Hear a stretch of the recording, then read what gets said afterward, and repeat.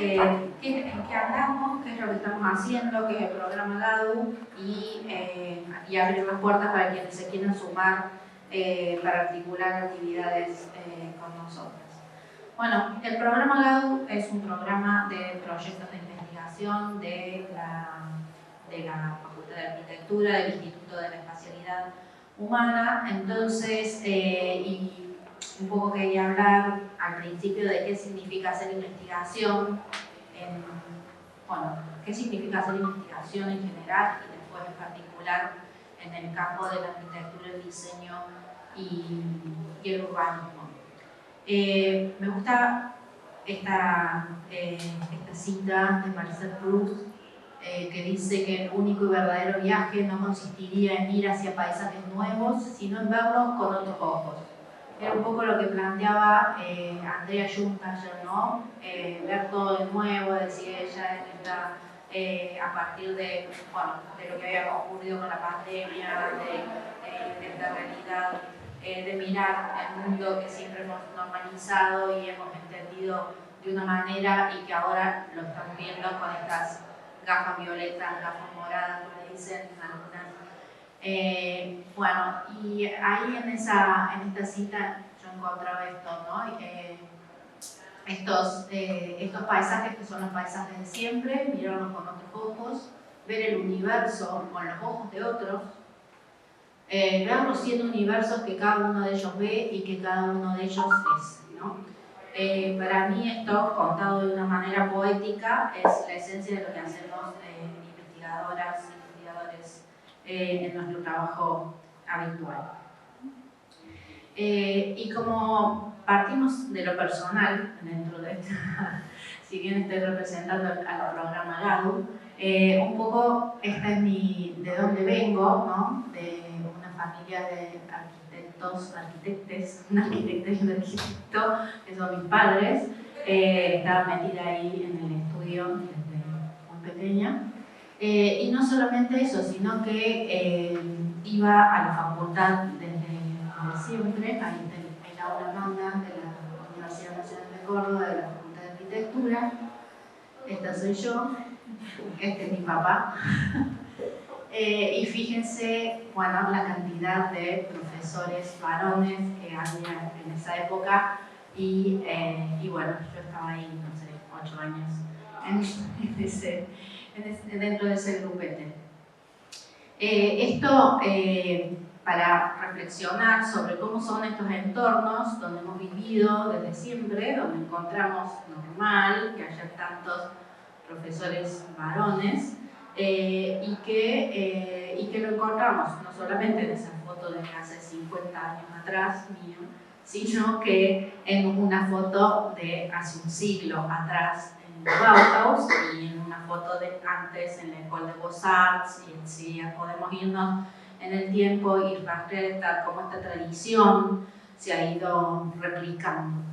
Esta foto de la Bauhaus, donde están la mayoría de los profesores, Gropius, Klee, Kandinsky, Moholy-Nagy, etc. Y una sola profesora en el área de tejido, que era en donde se permitía que hubiera una profesora mujer, Gunther Stolz. Uno de mis trabajos de investigación fue enfocarme en cómo se había relacionado la investigación y la enseñanza en el campo de la arquitectura. Para entender esa dinámica, estudié varias escuelas de arquitectura y de diseño, planteando desde la hipótesis o desde entender que el acto de investigar, de construir conocimiento, no solamente tiene que ver con una construcción del conocimiento como teórica, sino que ese conocimiento tiene que ser publicado, ¿no? Esto es, para todos quienes hacemos investigación, sabemos que tenemos que publicar porque ese conocimiento tiene que ser comunicado y tiene que ser después validado por una comunidad científica y también por una sociedad para que demos por bueno lo que se ha buscado. Cuando empiezo a buscar en la Bauhaus cómo se había producido no solamente la construcción de la teoría, sino que después esa esa comunicación, encuentro que cómo nos había llegado a nosotros, nosotras, la teoría de la Bauhaus era a través de esta colección, los libros de la Bauhaus. Y bueno, empiezo a indagar, qué sé yo, quiénes habían hecho los libros de la Bauhaus, y ahí empiezo a encontrar que habían sido mujeres.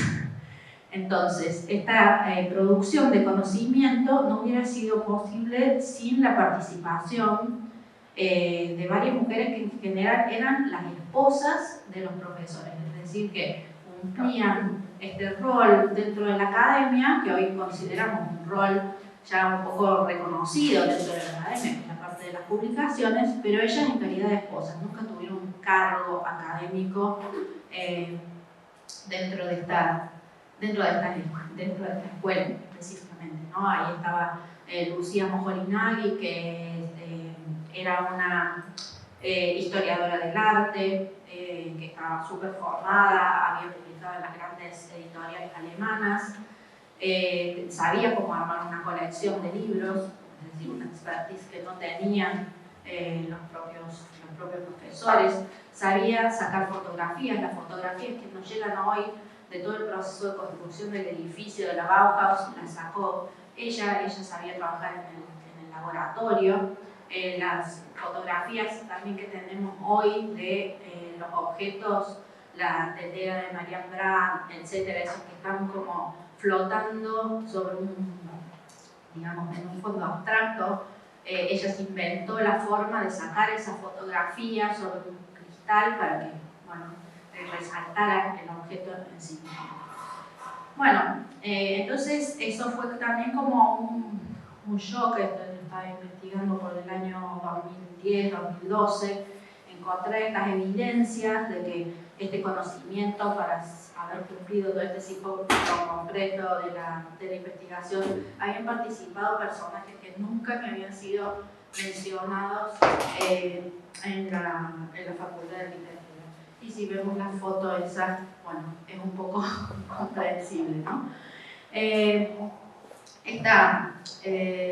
Digamos, el trabajo de investigación al que yo me dedico especialmente, full time, se define como una actividad que tiene que ver con descubrir estos vestigios, ¿no? Ahí el origen de la palabra lo contiene, ¿no? Estamos haciendo como trabajos de detectives, vemos por ahí alguna pequeña cosa y es una huella, una pista donde vamos escarbando y encontrando y sacando. Eso nos pasa, digamos, sí, para el tema del género, desde la perspectiva del género también es absolutamente válido, ¿no? Nos damos cuenta de que algo en el relato no era lo correcto y podemos ir como indagando estas pistas. Empezamos a mirar con otros ojos el paisaje que ya estaba ahí. Y esto lo dicen, bueno, los libros básicos de metodología de investigación, ¿no? La organización del trabajo de investigación, de manera especial el diseño y la selección de métodos y técnicas que se van a utilizar son tareas importantes para llevar a cabo con éxito un estudio o una investigación. Esto, bueno, es una de las cosas sobre las cuales queremos trabajar en todos nuestros proyectos de investigación. Primero, ya hay una especialidad dentro de una facultad de arquitectura, diseño y urbanismo, donde la idea es no replicar métodos que a lo mejor son de otras ciencias, sino que empezar a encontrar nuestros propios métodos, nuestras metodologías de investigación.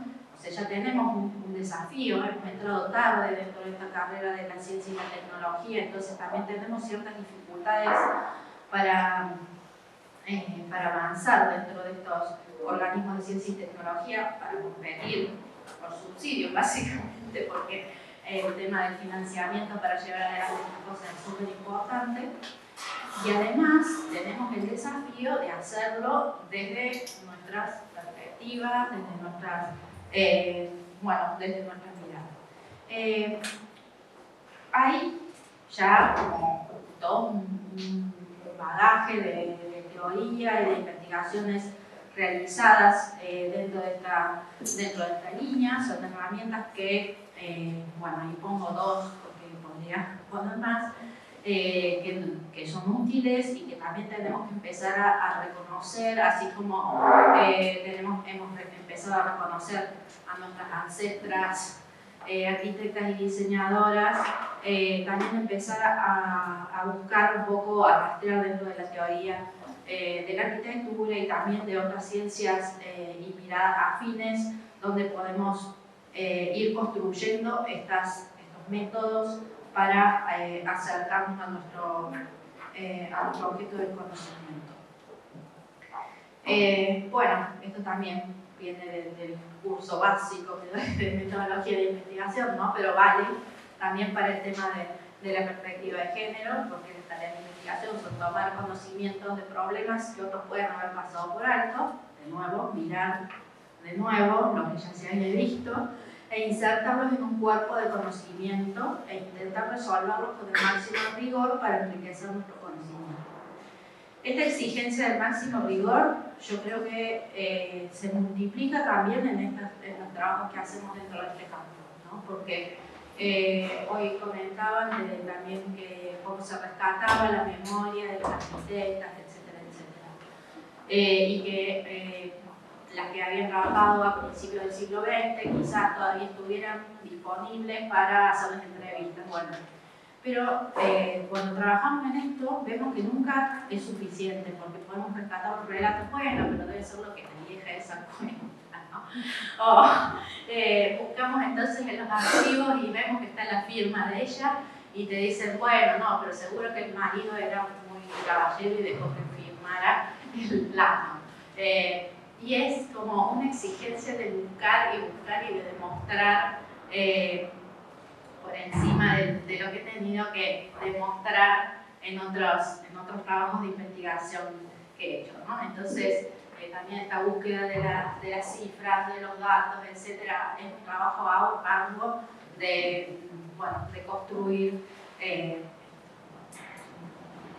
Bueno, un poco para caracterizar entonces este contexto, así como muy a grandes rasgos donde se dan estos proyectos de investigación, es esta sociedad patriarcal, heteronormativa, etcétera, etcétera, que la grafico, digamos, con ese cuadro de características binarias, pero bueno, que a grandes rasgos nos está diciendo algunas cosas como fuerte, ¿no? La población ahí caracterizada con un 50% de mujeres, fíjense, bueno, en un cuadro que ya tiene como sus años, pero sí es interesante cuando vemos el dinero en propiedad de las mujeres, es solamente el dinero en propiedad está, el 10% de las mujeres tienen dinero en el mundo, ¿no? Y la tierra en propiedad, el 1% pertenece a las mujeres. Y acá también esto es un tema, un detalle relativo a nuestra profesión, ¿no? Estamos tomando decisiones sobre el territorio, sobre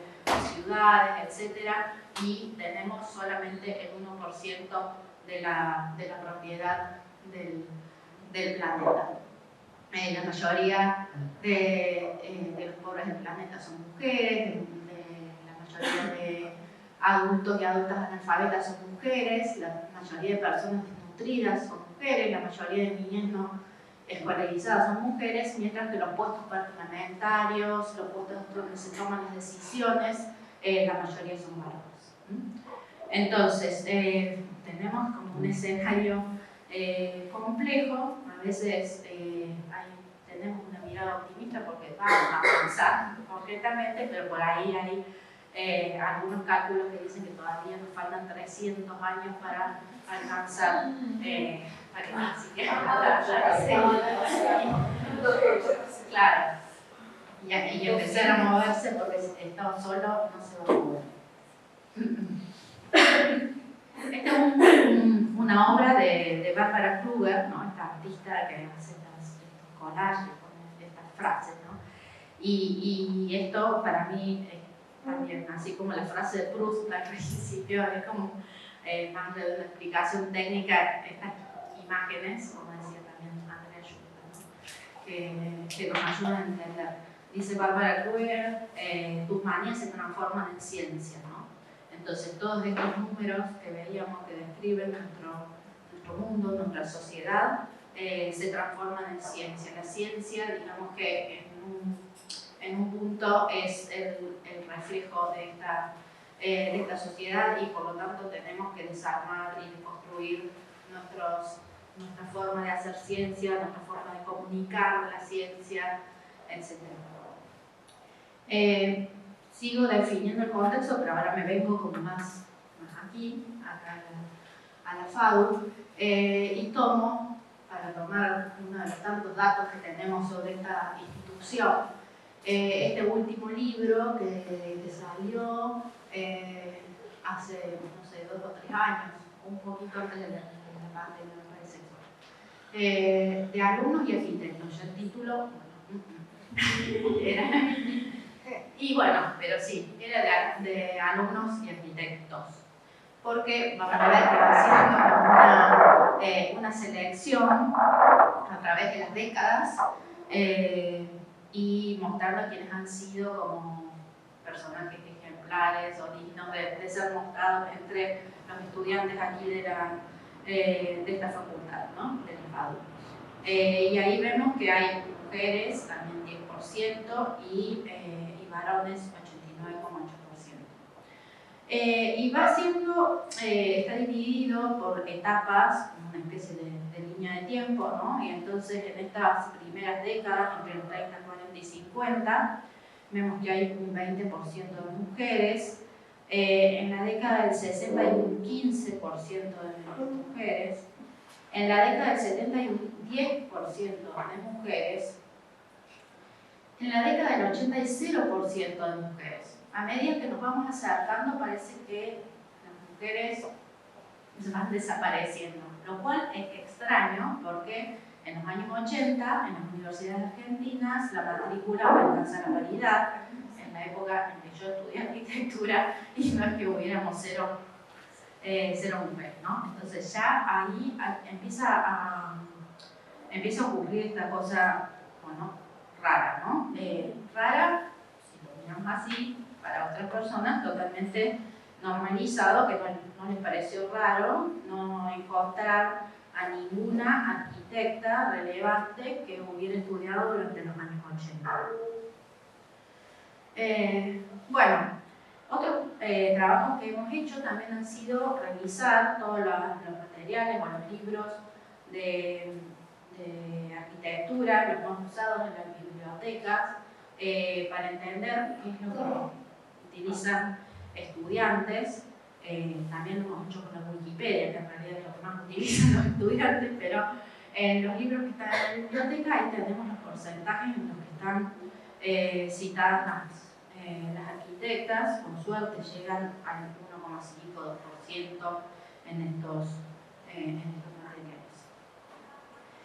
Y este es un estudio que había hecho Juan Pablo Onta en los años 90, donde hace un relevamiento de cómo son mencionadas las autoras o las arquitectas y los arquitectos, y hace esta línea de tiempo que empieza en 1900, que va hasta 1990, y esta es la cantidad de citas de arquitectos varones, y esta es la cantidad de citas de arquitectas mujeres. Bueno, él llama la atención, menos mal, porque es llamativa la brecha de con el tiempo, porque van a entrar más arquitectas a la carrera, y bueno, y eso lo va a equilibrar así, ¿sí? La campana. Es cosa que no ha ocurrido. Bueno, toda esta construcción, este relato, que uno dice, bueno, nada, qué sé yo, faltarán algunas, no sé qué, se podrá completar, pero es una construcción que nos viene y nos pesa todo el tiempo, que es lo que se llama el canon, que determina quiénes están y quiénes no están dentro de lo que es la profesión. Aquí Laura Malaucetti Costa dice que es una estructura mítica, un mecanismo básicamente exclusivo y excluyente, construido a partir no solamente de las instituciones, universidades, museos y academias, consagradas a la preservación y continuidad de esas pautas canónicas, sino también de los propios artistas y escritores, quienes hacen sus elecciones y toman sus decisiones de adoptan integrarse desde algún lugar a ese canon que desde sus mismos orígenes religiosos constituye autoridad y poder. Esta genealogía que se construye, donde los arquitectos siempre se están referenciando, ¿no? Yo vengo del taller de Vladimir Acosta, yo vengo del taller de, Amancio Williams, siempre, y estos venían del grupo Austral, y los que venían del grupo Austral venían del Le Corbusier, entonces termino como descendiendo del Le Corbusier, que se ve que es el máximo Dios que tiene la arquitectura, un tipo bastante cuestionable, con sus ideas políticas, fascistas, antisemitas, etcétera, etcétera. Pero a lo mejor hoy ganaría una elección. Bueno, esta construcción de lo religioso, del altar, ¿no? Que entramos a la Facultad de Arquitectura y allá vemos al fondo a Amancio Williams, además olvidando que tenía una socia, ¿no? La construcción de la escalera que tenemos para aquella punta tiene que ver con eso, y no solamente ocurre en esta Facultad de Arquitectura, ocurre, porque tengo fotos relevadas, en muchas facultades de arquitectura donde se construye como este escenario donde ascendemos hacia el prócer. Una que estuvimos en el País Vasco con Carolina Quiroga, también tenía ahí como el gran mural, y el director era el yerno del personaje este, y decía la escuela de papá.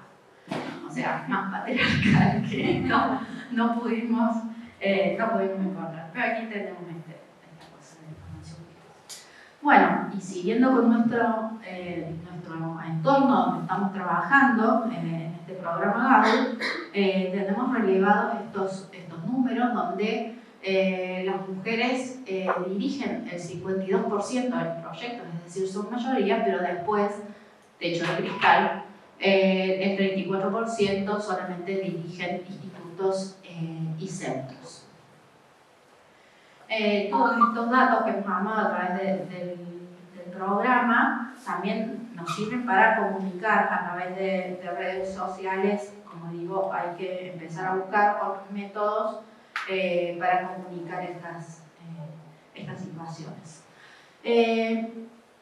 Bueno, la imagen esta del iceberg de la violencia de género nos habla de que por ahí hay formas que son más sutiles de violencia de género, que quizás son algunas de las que pueden estar ocurriendo dentro de la escuela de arquitectura, que a veces también ocurren de otras, ¿no? De las visibles, pero todas estas formas sutiles están sosteniendo o normalizando la existencia de las otras. Entonces, cuando estamos señalando estas cuestiones dentro de una institución, que a veces, no sé, hay gente que les minimiza, les parece que no son tan importantes, estamos, digamos, si no decimos nada, estamos avalando la existencia, sosteniendo la existencia de formas más visibles como el asesinato, la agresión física, bueno, abuso sexual, etc.,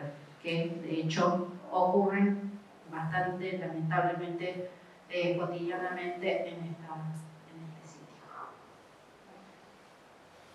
Bueno, así que dentro de ese marco que veníamos viendo estas cosas, un poco lo conté ayer, pero en el 2020, con Clara Mansueto y Carolina Quiroga, quienes les dirijo la tesis de doctorado, se nos ocurrió armar dentro de las jornadas de investigación de la facultad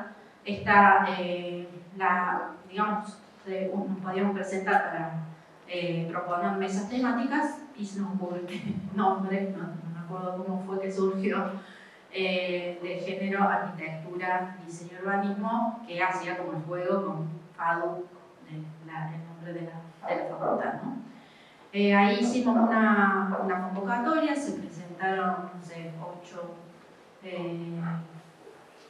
trabajos, más los nuestros, y bueno, fue como el puntapié inicial de esto, Y a partir de ese inicio y de otra gente que se fue también como acercando, o que también incluso presentaron ponencias dentro de esa mesa, etc., y que tenían proyectos de investigación dentro de la Facultad de Arquitectura, a lo mejor decidimos ahí coordinar con estos proyectos y sumar esfuerzos y crear este programa GADU, ¿no? Al año siguiente ya armamos toda esta cantidad de mesas. GADU ya no había una sola mesa, sino que se multiplicó, tuvimos 30 y tantas ponencias, ya como había mucha variedad de temas. Posteriormente se formalizó el programa en noviembre de 2020 con digamos, dentro del Instituto de la Especialidad Humana, y la nota. Y bueno, esta es un poco la definición: es una red de investigadoras e investigadores que articulan acciones de investigación, transferencia y capacitación orientadas a construir conocimiento en el área del proyecto desde una perspectiva de género.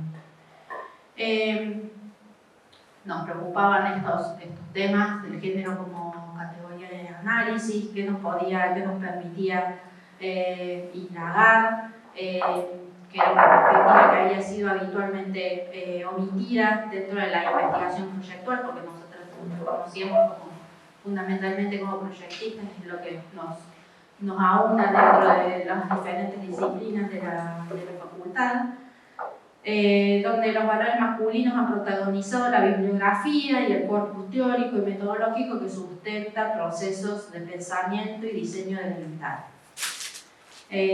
Bueno, este es el documento, si quieren lo pueden encontrar dentro de la página del programa. La idea es esta sinergia de entre investigadores de proyectos vinculados a la temática, y que los proyectos, además, como condición, estuvieran ya acreditados en organismos de ciencia y tecnología.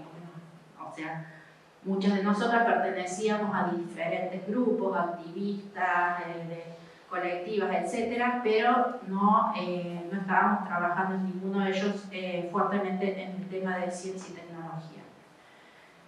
Aquí vemos los 4 objetivos del proyecto, que yo los he caracterizado con una palabra cada uno, que son básicamente los que tiene toda institución universitaria: investigación, enseñanza, extensión y vinculación. Y voy a hacer como un rápido paseo por todo lo que estamos haciendo aquí. Tenemos 15 proyectos de investigación activos dentro del sistema de ciencia y tecnología, del Ministerio de Ciencia y Tecnología, el CONICET, el Fondo Nacional de las Artes, el Mecenato de la Ciudad de Buenos Aires, la Universidad de Buenos Aires y la Facultad de Arquitectura, Diseño y Urbanismo.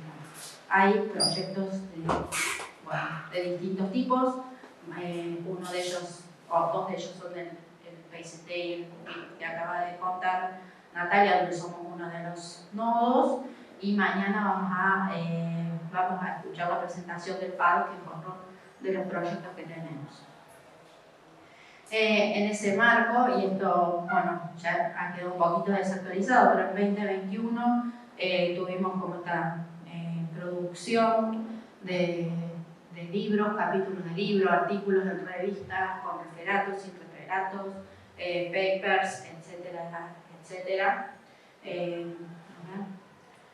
Ahí vemos publicaciones, sí, en revistas científicas y de otras, en suma.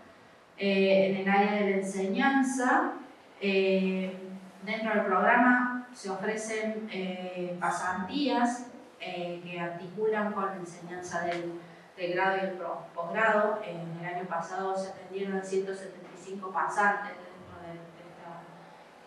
dentro de estas pasantías, que además conseguimos en algunos casos articularlas con otras universidades, bueno, tanto de Argentina como de otros países. Ahí pongo algunas de las que tenemos. Después también, como les digo, en la página hay más información detallada de cada una de ellas.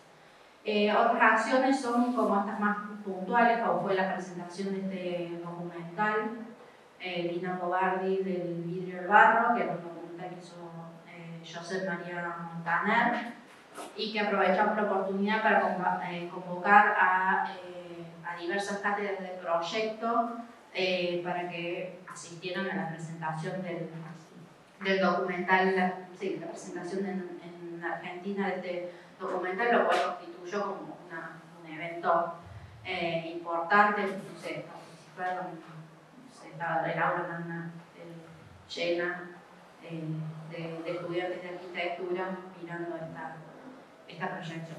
Quizás, bueno, fue la oportunidad también para ver la obra de una arquitecta que si no, quizás no, ni nombrar. En el campo de la extensión, trabajos con otras colectivas, que también contó un poco Natalia lo que se hizo desde el PICT, la encuesta de arquitectas argentinas, como soy arquitecta, y muchísimas instituciones, colegios de arquitectura de todo el país que también se pusieron en sintonía y trabajaron para la recolección de los datos. Otros trabajos como el relevamiento para la mejora de viviendas de perspectiva de género que hace Clara. Menciono así como rápidamente algunos, y después también acciones de comunicación, de salir en distintos medios de comunicación contando lo que hacemos. Este es Diario Clarín y este es Página 12. Y en cuanto a la vinculación también con otras instituciones, como digamos, podemos mencionar acá la presentación en la última Bienal de Arquitectura y Urbanismo, la Bienal Iberoamericana, que acaba de ser en México, donde el trabajo algunos de los trabajos realizados como propuestas docentes por urbanismo feminista y el taller de arquitectura feminista de Lina resultaron seleccionados y mencionados, y el libro donde escribí un capítulo de Arquitectas Invisibles sacó un premio, o también la presentación al Premio Nacional de Soy Arquitecta, donde dos integrantes del programa GADU, Caro y Anabela, también fueron reconocidas por su tarea. El libro de Diseño y Género de Manuela e Ignacio, que ahora va a ser, forma parte de la selección argentina para la Feria de Frankfurt del Libro. Todo esto en el breve tiempo que hemos transcurrido, así que yo creo que la sinergia se produjo, se verifica.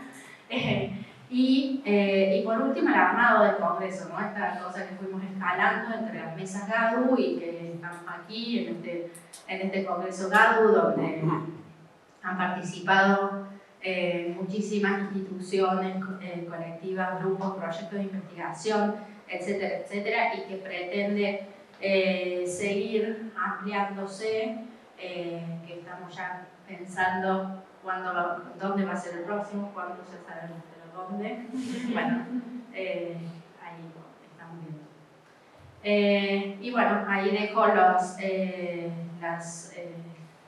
los contactos donde pueden ver más información en la página web y el Instagram del programa GADU. Y aquí desde todo el equipo del programa GADU les agradecemos por acompañarnos, y volviendo al tema de que empecé ahí sola en el aula magna de la Facultad de Córdoba.